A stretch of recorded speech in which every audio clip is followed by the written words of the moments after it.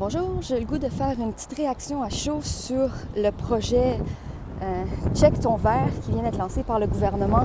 Un projet pilote qui a pour but de combattre les agressions sexuelles dans les lieux comme les bars, des agressions sexuelles facilitées par des drogues ou l'alcool.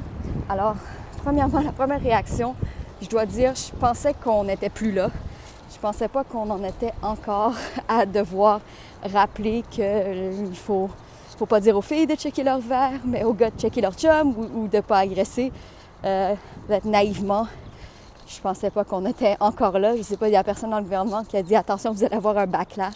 C'est un peu bizarre. Je pense, ceci dit, qu'il y a moyen de dire « OK, on met des protège-verres sur les verres » et ça rend plus difficile de commettre une agression sexuelle ou à tout le moins d'intoxiquer une personne parce que, on ne peut pas mettre la drogue dans le verre. Et là, je pense qu'il y a comme deux stratégies différentes à distinguer. On peut dire, c'est pas une mauvaise chose, le but, c'est de rendre la commission du crime plus difficile. Donc, c'est sûr, on préfère un changement culturel, mais c'est comme qu'on met des lampadaires dans les rues pour augmenter le sentiment de sécurité, rendre moins probable le crime. Il y a potentiellement plus de témoins, etc. Donc ici, ça pourrait être un peu cette idée. On va rendre le crime plus difficile à commettre. Et donc, c'est pas nécessairement pour faire peur aux femmes et pour les responsabiliser. Donc ça serait une option. Sauf que c'est pas ça qu'on voit parce que la campagne, c'est une double campagne qui vise aussi à sensibiliser les femmes à pas boire trop d'alcool.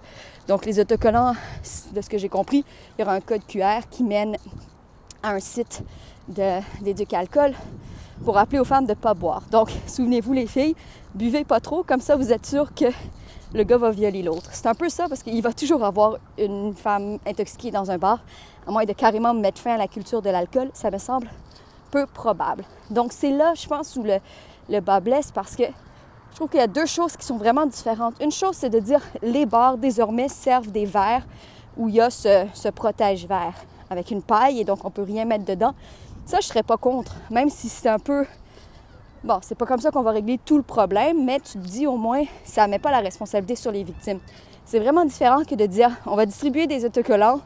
Si t'es une bonne femme, si t'es une bonne fille, sage, raisonnable, tu vas checker ton verre et donc tu vas toi-même prendre l'action pour te protéger. Donc c'est là que c'est vraiment problématique.